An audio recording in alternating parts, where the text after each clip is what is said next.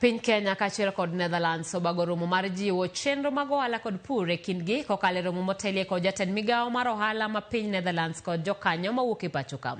Romo kod jokanyo maloyo 150 matimore nyaka tich ang'wen jumani.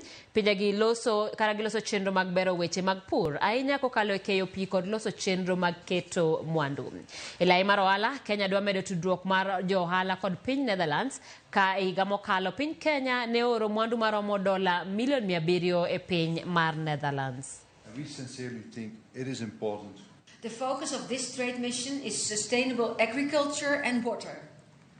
The Dutch companies, financial and knowledge institutions and NGOs that we've brought have a lot of expertise in these issues. And they are looking to work with Kenyan companies and partners to turn this know-how into results. So I hope all of us can seize this moment and turn possibilities into mutual benefits. We are transforming our agriculture from not only producing raw to value addition to agro-processing and value addition. We are transforming our agriculture from agribusiness to agri-tech, smart agriculture and agro-tourism.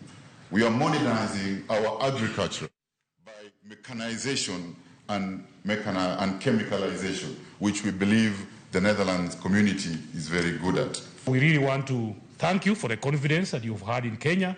150 companies is quite a lot. It means you have confidence, but we really want to grow this tenfold in the next 10 years. So just know that we have a big target and we have a lot in common.